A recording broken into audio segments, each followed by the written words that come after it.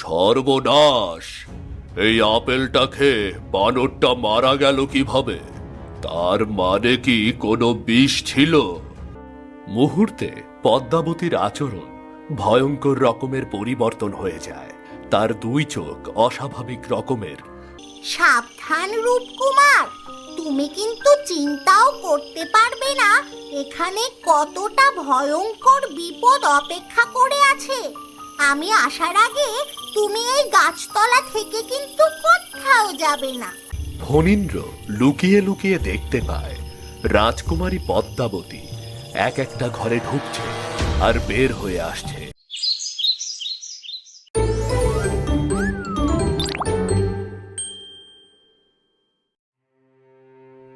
বানর রূপকুমারকে নিয়ে চলে যাওয়ার পর অনেক সময় কেটে যায়।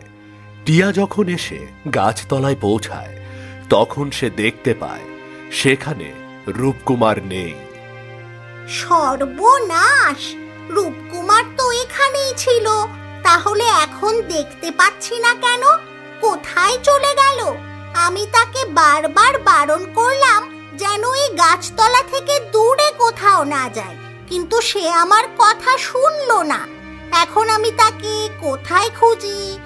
জানি না আমি যেই ভয়টা পাচ্ছিলাম সেটাই হয়েছে কিনা। টিয়া এদিক ওদিক ছোটাছুটি করে অন্ধকারের ভেতরে রূপকুমারকে খুঁজতে থাকে। এদিকে রাজা আর রানী ঘিরে ধরেছে দাসীকে।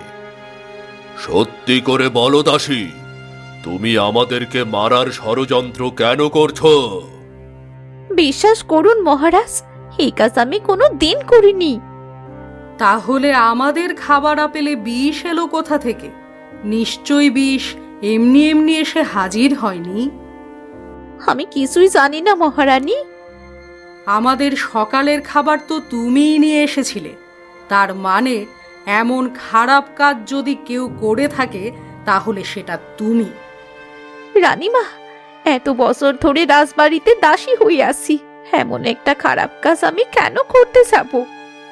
সত্যি করে বলো, তোমাকে কে লোভ দেখিয়েছে? এর পেছনে কারা কারা আছে? সত্যি করে বলো। আমি কিছু জানি না মহারাজ, আপনারা দুজনই আমাকে ভুল বুঝছেন। আমি কোনোদিন আপনাদের ক্ষতি চাইনি। আচ্ছা, একটা কথা বলো, আমাদের ঘরে খাবার রেখে তুমি কি বাইরে গিয়েছিলে? হ্যাঁ মহারাজ, হ্যাঁ। যখন খাবার রেখেছিলাম তখন আপনারা অন্তর্মহলে ছিলেন না, তাই আমি খাবার রেখে চলে গিয়েছিলাম। তার মানে হয়তো এই সময়ে বাইরের কেউ এসে আমাদের খাবারে বিষ মিশিয়ে দিয়ে গেছে। দূরের কেউ করেছে বলে মনে হয় না, এটা আমাদের কাছেরই পরিচিত কারোর কাজ। কতক্ষণ লুকিয়ে থাকবে? আমরা ঠিক বের করেই ছাড়ব।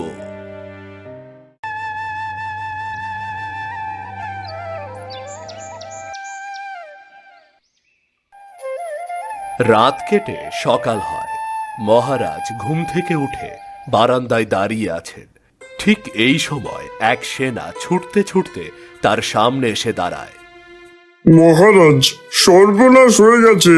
রাজ্য জুড়ে ভয়াবহ পরিস্থিতির সৃষ্টি হয়েছে। কেন সেনা? কি হয়েছে? কি হয়েছে?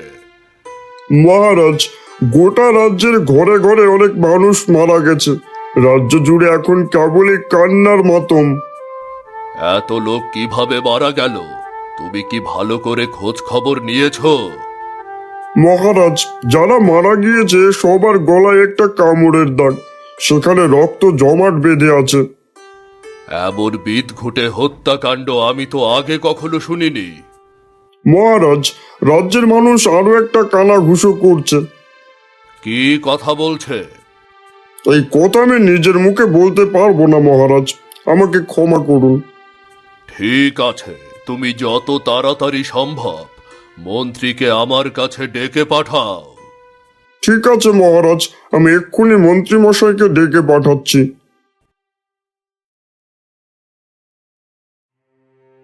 এদিকে রাজ্যে এমন ভয়াবহ ঘটনার কথা বাতাসের আগে সবার কানে পৌঁছে যায়, কিন্তু সব শুনেও ফণীন্দ্র কেমন যেন গম্ভীর হয়ে বসে থাকে।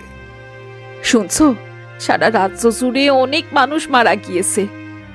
মারা গিয়েছে না, বলো মেরে ফেলা হয়েছে। সবকিছু জানার পরেও তুমি এমন চুপ করে বসে আছো কেন? আমি যা ভাবছি তা শুনলে তুমিও চুপ করে যাবে। কাকা শুনেছেন, সারা রাজ্যে তো ভয়াবহ অবস্থা। হ্যাঁ জানি তো, আর এই জন্য এই ঘটনা ঘটেছে এটাও বেশ ভালো করে জানি। কি, তার মানে ওই নির্মম হত্যাকাণ্ডগুলো কে ঘটিয়েছে এটা আপনি জানেন? হ্যাঁ জানি। গতরাতে তোমার বাড়ি থেকে ফিরে আসার সময় দেখতে পেলাম রাজকুমারী পদ্মাবতী ছোটাছুটি করে একটা ঘরে ঢুকছে আর বেরিয়ে যাচ্ছে। আমার তখনই সন্দেহ হয়েছিল, আর সকালবেলা এই সন্দেহটা সত্যি হলো। এসব কি বলছো তুমি? রাজকুমারী পদ্মাবতী কেন এমন কাজ করতে যাবে? কেন করবে এটা আমি জানি না, তবে এটা যে রাজকুমারী পদ্মাবতীর কাজ তা বেশ ভালো করে জানি। আমি বিশ্বাস করি না। রাজকুমারী পদ্মাবতীর মতো মেয়ে এমন কাজ কখনো করতে পারে না। ভুলে যেও না, এই রাজকুমারী পদ্মাবতী কিন্তু আমাদের রূপকুমারকে মিথ্যে অভিযোগে ফাঁসিয়েছে। আমার মনে হচ্ছে এখন আপনাদের আসল কথাটা জানা উচিত। গত রাতে আমি কাকার কাছে কথাটা লুকিয়েছিলাম। কি এমন কথা যা আমার কাছে তুমি লুকিয়ে গেছো সুধীর? আমি পদ্মাবতীর বিষয়ে অনেক খোঁজ খবর নিয়েছি, আর তাতে এইটুকু বুঝতে পেরেছি যে ওনার উপর কোনো অপশক্তি ভর করেছে। এইসব তুমি কি বলছো সুধীর? আমি একদম ঠিক কথা বলছি। রূপকুমারকে মিথ্যে অভিযোগে ফাঁসানো থেকে শুরু করে এতগুলো মানুষকে মেরে ফেলার পেছনে ওই অপশক্তিই দায়ী। তাহলে তো যত দ্রুতই সম্ভব এই মহারাজকে জানানো উচিত, তা না হলে হয়তো উনি নির্দোষ কাউকে শাস্তি দিয়ে বসতে পারেন। হ্যাঁ, আমাদের হাতে একদমই সময় নেই। চলুন মহারাজের কাছে, সবটা বুঝিয়ে বললে উনি নিশ্চয়ই বুঝতে পারবেন। এই বলে ফণীন্দ্র আর সুধীর রাজবাড়ির উদ্দেশ্যে বেরিয়ে পড়ে। এদিকে ঘন জঙ্গলের ভেতর ধ্যানমগ্ন অবস্থায় বসে আছে 25 বছর আগের সেই তান্ত্রিক। সময় বড় ভয়ঙ্কর। যে সময় আমাকে অপমান অপদস্থ করে রাজবাড়ি থেকে বের করে দিয়েছিল, আজ সেই সময় আমাকে একটু একটু করে সব ফেরত দিচ্ছে।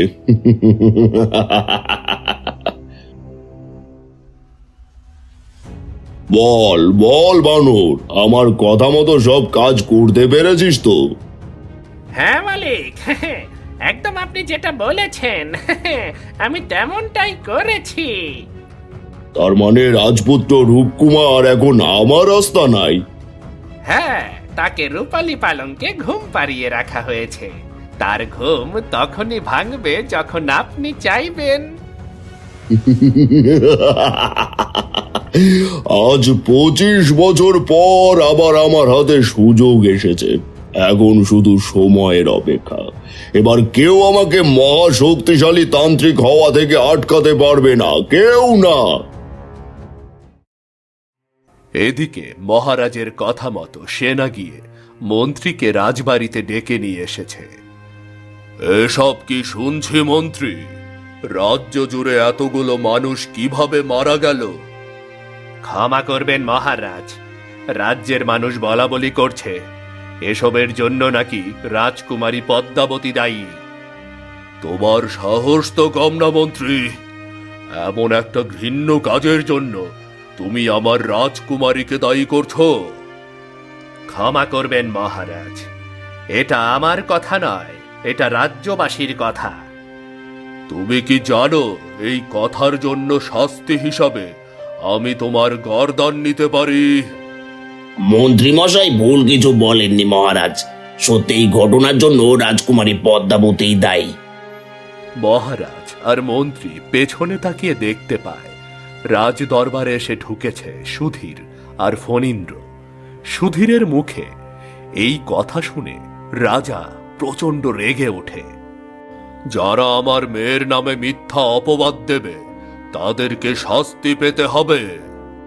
কয়জনকে শাস্তি দেবেন মহারাজ? হ্যাঁ, গোটা রাজ্যের মানুষ জানে এই ঘটনার জন্য রাজকুমারী পদ্মাবতী দায়ী। রাজ্যবাসীর কাছে কি প্রমাণ আছে যে এই কাজ রাজকুমারী পদ্মাবতী করেছে?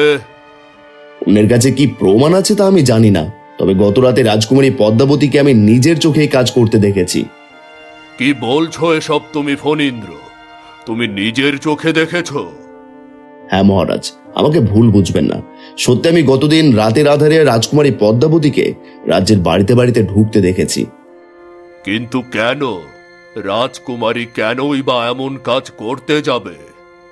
মহারাজ, রাজকুমারী পদ্মাবতীর দেহে কোনো অপশক্তি বাসা বেঁধেছে, আর ওই অপশক্তি রাজকুমারী পদ্মাবতীর দেহকে আশ্রয় করে এই ঘটনা ঘটাচ্ছে।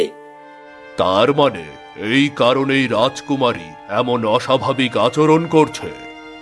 হ্যাঁ মহারাজ, রাজকুমারীর এমন অস্বাভাবিক আচরণ, রূপকুমারকে মিথ্যে অভিযোগে ফাঁসানো আর গতরাতের ঘটনা, সবকিছুর জন্য ওই অপশক্তি দায়ী।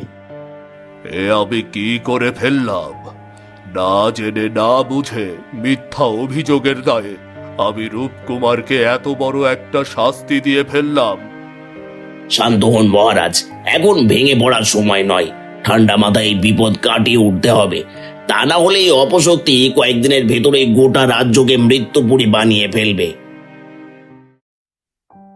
এদিকে নিতাই বনের বাইরে কাঠ খুঁজতে গিয়েছিল। হঠাৎ দেখতে পায় গাছের নিচে একটা আয়না পড়ে আছে। এই আয়নাটা এখানে কি করছে? বেশ তো দামি মনে হচ্ছে। এখানে পড়ে থাকবে, তার থেকে আমি বরং এটাকে নিয়ে বাড়ি চলে যাই।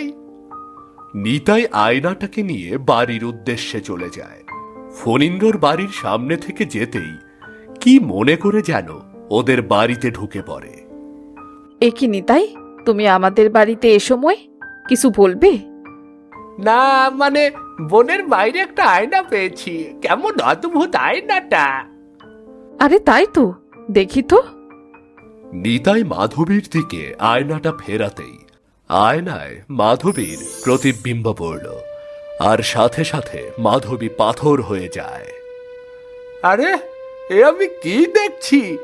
এ আয়না তো তাহলে যে কোনো মানুষকে পাথর করে দিতে পারে। এ কেমন অদ্ভুত ক্ষমতা পেয়ে গেলাম! নিতাই বেশ মনের আনন্দে বাড়ির পথ ধরে। এদিকে তান্ত্রিক যজ্ঞের আগুন জ্বালিয়ে উল্লাসে ফেটে পড়েছে। আজ সময়টা বড় মধুর, আমার মনটাও আজ মধুর মতো মিষ্টি। কি যে ভালো লাগছে আজ। রাজ রক্ত এখন আমার ঘরে ঘুমিয়ে যায়, যায় একটাবার তাকে দেখে আসি। তান্ত্রিক যজ্ঞের আগুনের পাশ থেকে উঠে পড়ে। পাশেই একটা কুঁড়ে ঘরের ভেতর সেই রূপালী পালঙ্ক, সেখানে টান টান হয়ে শুয়ে আছে রূপকুমার। এই তো সেই রূপকুমার, আমার 25 বছরের চাওয়া সেই রাজ রক্ত। একটাবার ঘুম থেকে তুলে দেখি। আমি কোথায়? আপনি কে? তুমি আমাকে চিনবে না রাজপুত্র, কিন্তু আমি তোমাকে বেশ ভালো করে চিনি। রাজপুত্র? কিন্তু আমি তো কোনো রাজপুত্র না, আমি এক গরিব কাঠুরের পুত্র। ভালো বলেছ কিন্তু রাজপুত্র রূপকুমার, আসলে এখানে তোমার কোনো দোষ নেই। তোমার জন্মের কথা তুমি নিজে কিভাবে জানবে? আমাকে কেন এখানে নিয়ে এসেছেন? আমাকে যেতে দিন, আমি কোনো রাজকুমার না। আমাকে যেতে দিন, যেতে দিন, আমাকে যেতে দিন। চিৎকার করে কানটা ঝালাপালা করে দিল। ভালো সময়টা মাটি না করলে হচ্ছিল না। নেই তাহলে আবার ঘুমিয়ে থাক। এই বলে তান্ত্রিক তার গলার ঝোলানো তাবিজটা আবার রূপকুমারের মাথায় স্পর্শ করে, আর এতেই আস্তে আস্তে আবার রূপকুমার গভীর ঘুমে তলিয়ে যায়। এবারে এমনি করে ঘুমিয়ে থাকো যতক্ষণ না পর্যন্ত অমাবস্যার পূর্ণ সময় না আসে, তারপর তোমাকে বলি দিয়ে চিরতরে মুক্তি দিয়ে দেব।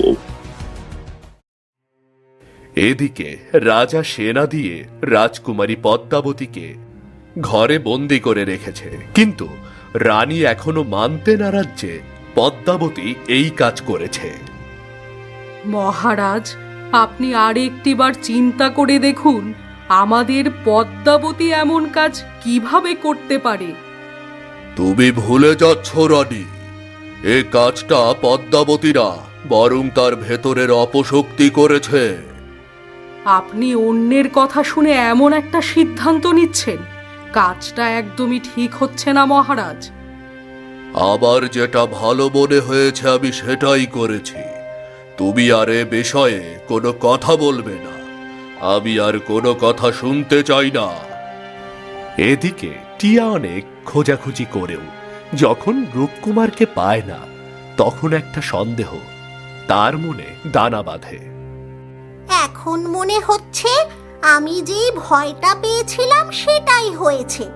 রাজকুমার নিশ্চয়ই ওই তান্ত্রিকের হাতে বন্দি হয়েছে। আমাকে তাহলে আর এক মুহূর্ত এখানে বসে সময় নষ্ট করা চলবে না। আমাকে তান্ত্রিকের ডেরায় যেতে হবে। এই বলে টিয়া উড়ে তান্ত্রিকের ডেরার উদ্দেশ্যে চলে যায়। এদিকে মন্ত্রী আর তার বউ বাড়ির বারান্দায় বসে আছে। কি গো, হঠাৎ তুমি এমন দমে গেলে যে? তোমার কি সিংহাসনের প্রতি লোভ হঠাৎ লোপ পেয়ে গেল? আর সিংহাসন, নিজের প্রাণ বাঁচানোই তো কঠিন হয়ে পড়েছে এখন। কেন হঠাৎ এই কথা বলছো যে? এমনি এমনি আর কি বলছি, রাজকুমারী পদ্মাবতীর কথা মনে হলেও আমার ভয় হয়। না জানি কখন এসে আমাদের দুজনের প্রাণ নিয়ে নেয়। তুমি বৃথা ভয় পাচ্ছ, এমন কিছুই হবে না। শোনো, এইটাই উপযুক্ত সময়। সুযোগ বুঝে রাজা রানীকে সরিয়ে দিতে পারলেই তো আমাদের কার্য হাসিল হয়ে যায়। তারপর ওই পাগল মেয়ের একটা ব্যবস্থা হয়ে যাবে। আমি যে কি করব কিছুই বুঝতে পারছি না। সত্যি বলতে এখন তো আমার রাজবাড়িতে যেতেই ভয় করে। তুমি একটা ভিতুর ডিম, তোমাকে দিয়ে একটা কাজও হয় না। ঠিক আমাদের মেয়ে পুষ্পার মতো। এবার তোমাকেও কিচ্ছু করতে হবে না, যা করার তা আমিই করব। তুমি করবে, কিন্তু যা করবে খুবই সাবধানে। ওই পদ্মাবতী যে কি ভয়ঙ্কর, তা কিন্তু তুমি ভাবতেও পারবে না। এদিকে সুধীর আর ফণীন্দ্র বাড়িতে ফিরে আসে, আর ঘরে ঢুকতেই দেখতে পায় ফণীন্দ্রর স্ত্রী মাধবী পাথর হয়ে দাঁড়িয়ে আছে। হাই হাই হাই, আবার কি সর্বনাশ হলো! আমার মাধবী তো পাথর হয়ে গেছে। এসব কিভাবে কি হয়ে গেল আমি তো কিছুই বুঝতে পারছি না। একের পর এক বিপদ কেবল আসছে, জানি না কারা আমার পেছনে লেগেছে। আমার মনে হয় যারা রাজকন্যাকে খাবারে সেদিন বিষ দিয়েছিল, আজকের কাজটাও ঠিক তারাই করেছে। হবে হয়তো সেটাই, কিন্তু এখন কি হবে? মাধবীকে আমি আগের রূপে ফিরিয়ে আনবো কিভাবে? শান্ত হও কাকা, আমি দেখছি কি করা যায়। তোমাকে কিছু করতে হবে না, আমার কাছে একটা জিনিস আছে, দাঁড়াও আমি নিয়ে আসছি। এই বলে ফণীন্দ্র ঘরের ভেতর থেকে কাগজে মোড়ানো কিছু ছোট ছোট দাঁত নিয়ে আসে। এগুলো কি কাকা, কি হবে এ দিয়ে? এগুলো পাখির দাঁত। 25 বছর আগে এক টিয়া আমাকে দিয়ে গিয়েছিল, বলেছিল খুব বড় কোনো বিপদে পড়লে আমি যেন এর থেকে একটা ব্যবহার করি। এর একটা দাঁত ব্যবহার করলে পাথর থেকে কাকিমা আবার মানুষ হয়ে যাবে। দেখাই যাক না কি হয়। ফণীন্দ্র একটা দাঁত হাতে নিয়ে মাধবীর মাথায় স্পর্শ করায়, আর সাথে সাথে মাধবী আবার আগের রূপে ফিরে আসে। কি হয়েছিল আমার? আর আমি এখন কোথায় আছি? কিচ্ছু হয়নি তোমার, তুমি শুধু বলো খানিক আগে তোমার কাছে কে এসেছিল। কিছুক্ষণ আগেই তো নিতাই এসেছিল, আমাকে একটা আয়না দেখালো, আর আমি সেটা দেখতে গেলাম। আর এরপর যে আমার কিছুই মনে নেই। তার মানে বুঝতে পারলে কাকা, এসব কার কাজ? ওরাই বারবার তোমাদের বিপদে ফেলার চেষ্টা করে। এবার সময় পাল্টেছে, যা করার আমাদেরকেই করতে হবে। ওদেরকে একটা উচিত শিক্ষা দিতে হবে।